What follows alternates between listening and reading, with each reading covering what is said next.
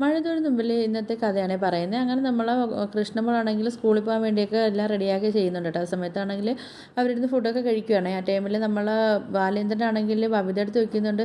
എന്തായാലും കൃഷ്ണമോൾ സ്കൂളിൽ പോകാനൊക്കെ തീരുമാനിച്ചു. അപ്പോൾ നിനക്ക് എന്തായാലും പൊയ്ക്കൂടെ എന്നൊക്കെ ചോദിക്കുന്നുണ്ട് കേട്ടോ. അപ്പോഴത്തേക്കാണ് നമ്മളെ ബബിത പറയുന്നത്, ഇല്ല ഞാൻ എന്തായാലും ഇനി ഈ ഒരു വർഷത്തേക്ക് പോകാൻ ഞാൻ തീരുമാനിച്ചിട്ടേ ഇല്ല, ഇനിയിപ്പം അടുത്ത വർഷം നോക്കാമെന്നൊക്കെ ഇങ്ങനെ പറയുന്നുണ്ട്. അപ്പം നമ്മൾ ബാലേന്ദ്രൻ പറയുന്നുണ്ട്, എന്തായാലും കൃഷ്ണമോൾക്കുള്ളൊരു ധൈര്യം പോലെ നിനക്കില്ലേന്ന് ചോദിക്കുന്നുണ്ട് കേട്ടോ. അപ്പോൾ ബബിത പറയുന്നുണ്ട്, അതിന് കൃഷ്ണമോൾക്ക് ധൈര്യമല്ലല്ലോ, അവൾക്കാണെങ്കിൽ അവൾക്ക് തന്നെ തൊലിക്കട്ടിയല്ലേ ഉള്ളതെന്നൊക്കെ പറയുന്നുണ്ട് കേട്ടോ. അപ്പോഴത്തേക്കാണ് നമ്മളെ കൃഷ്ണമോൾക്ക് ദേഷ്യം വന്നിട്ടാണെങ്കിൽ കൃഷ്ണമോളും ഭവിത അവിടെ അങ്ങോട്ടും ഇങ്ങോട്ടും വാക്ക് തർക്കമൊക്കെ നടക്കുന്നുണ്ട് കേട്ടോ. ആ സമയത്താണെങ്കിൽ നമ്മളെ ബാലേന്ദ്രൻ പറയുന്നുണ്ട്, എന്തായാലും നിങ്ങൾ രണ്ടുപേരും നിർത്ത്, നിങ്ങൾക്കല്ല ഇവിടെ തൊലിക്കട്ടി കൂടുതലുള്ളത്, ഇപ്പം എനിക്കാണ്, നിന്നെയൊക്കെ ഞാൻ സഹിക്കുന്നില്ല എന്നൊക്കെ ബാലേന്ദ്രൻ പറയുന്നുണ്ട് കേട്ടോ. അങ്ങനെ നമ്മൾ ബബിതയാണെങ്കിൽ എന്തായാലും ഈ ഒരു വർഷം കോളേജിൽ പോകുന്നില്ല എന്നൊക്കെ വാശി പിടിച്ച് തന്നെ ബബിത അവിടെ ഇരിക്കുകയൊക്കെ ചെയ്യുന്നുണ്ട്. പിന്നാണെങ്കിൽ കാണിക്കുക നമ്മൾ ബാലേന്ദ്രനാണെങ്കിൽ കൃഷ്ണമോളത് പറയും, എന്തായാലും മോളെ ഞാൻ സ്കൂളിൽ കൊണ്ടാക്കാമെന്നൊക്കെ പറയുന്നുണ്ട് കേട്ടോ. അപ്പോഴത്തേക്ക് നമ്മൾ കൃഷ്ണമോൾ പറയുന്നുണ്ട്, വേണ്ട അച്ഛാ ഞാനാണെങ്കിൽ പൊയ്ക്കോളാം, അച്ഛനെ ആരെങ്കിലും കളിയാക്കി എന്നതൊന്നും എനിക്ക് സഹിക്കാൻ പറ്റത്തില്ല എന്നൊക്കെ ഇങ്ങനെ കൃഷ്ണമോൾ പറയുന്നുണ്ട്. ബാലേന്ദ്രൻ പറയുന്നുണ്ട്, എന്തായാലും നിൻ്റെ കൂട്ടുകാരാണെങ്കിൽ കളിയാക്കുന്നതൊക്കെ എനിക്കൊന്ന് കാണണമല്ലോ, എന്തായാലും നിൻ്റെ അച്ഛമ്മനെ എനിക്കൊന്ന് കണ്ടിട്ട് മോളെ കാര്യങ്ങളൊക്കെ പറഞ്ഞ് എനിക്ക് ഏൽപ്പിക്കണം എന്നൊക്കെ പറഞ്ഞിട്ടുണ്ടെങ്കിൽ നമ്മളെ ബാലേന്ദ്രനാണെങ്കിൽ കൃഷ്ണമോളെയും കൊണ്ട്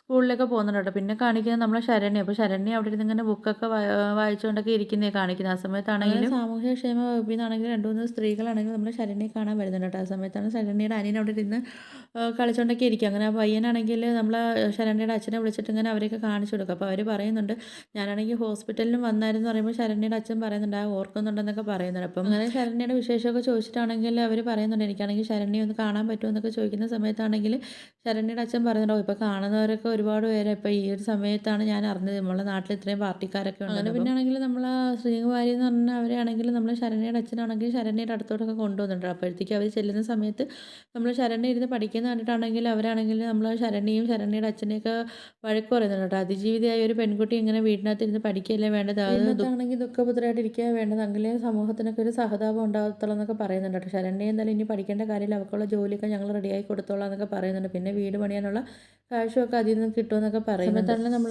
ശരണ്യയുടെ അച്ഛൻ പറയുന്നുണ്ട്, ശരണ്യയ്ക്കാണെങ്കിലും മെഡിസിൻ പഠിക്കണമെന്ന് ആഗ്രഹം വന്നപ്പോഴത്തേക്കാണെങ്കിൽ ശ്രീകുമാരി പറയുന്നുണ്ട്, അതിൻ്റെ ആവശ്യമൊന്നുമില്ല, ഇവൾക്കാണെങ്കിൽ ഗവൺമെൻറ് തസ്തികയിൽ തന്നെ അവൾക്ക് ഒരു സ്ലീപ്പറിൻ്റെ ജോലിയൊക്കെ കിട്ടുമെന്നൊക്കെ പറയുന്നുണ്ട്. അതുപോലെ ഇവൾ പഠിക്കാൻ പോയി കഴിഞ്ഞാൽ മറ്റുള്ളവർക്ക് ഉള്ള സഹതാപമൊക്കെ പോകുമെന്നൊക്കെ പറയുന്നുണ്ട്. അതുകൊണ്ട് ഇവിടുന്ന് വീട്ടിൽ നിന്ന് പുറത്തിറക്കരുതെന്നൊക്കെ പറയുന്നുണ്ട് കേട്ടോ. എന്നിട്ട് പറയുന്നുണ്ട്, പിന്നെ അലീനെ ഇങ്ങോട്ടാണെങ്കിൽ ഒട്ടും അടുപ്പിക്കുകയോ ചെയ്യരുതെന്നൊക്കെ പറയുന്നത്. ശരണ്യാണെങ്കിൽ അലീനെ അടുത്ത് സത്യങ്ങൾ പറഞ്ഞ കാര്യമില്ല അവരടുത്ത് പറഞ്ഞിട്ടുണ്ട് കേട്ടോ. അപ്പോഴത്തേക്ക് അവർ പറയുന്നുണ്ട്, എത്ര വന്നാലും മൊഴി മാറ്റി പറയരുതെന്നൊക്കെ പറഞ്ഞിട്ട് അവരവിടെ നിന്ന് പോകുന്നുണ്ട്. പിന്നെ നമ്മളെ കാണിക്കുന്നത് ഗോവർദ്ധനെയാണ്. അവനെ നമ്മളെ ബാലേന്ദ്രൻ വിളിച്ചിട്ടാണ് കേട്ടോ നമ്മൾ ഗോവർദ്ധൻ വരുന്ന. ആ സമയത്താണെങ്കിൽ നമ്മൾ അലീനെ പോയി കഥ തുറന്നിട്ട് പറയുന്നുണ്ട്, അച്ഛൻ മുകളുണ്ടെന്ന് പറയുന്ന സമയത്താണെങ്കിൽ നമ്മൾ ഗോവർദ്ധൻ നേരെ നമ്മൾ ബാലേന്ദ്രൻ്റെ അടുത്തോട്ടൊക്കെ പോകുന്നുണ്ട് കേട്ടോ. അപ്പോൾ ബാലേന്ദ്രനാണെങ്കിൽ ഗോവർദ്ധനെ കാണുന്ന സമയത്താണെങ്കിൽ നമ്മൾ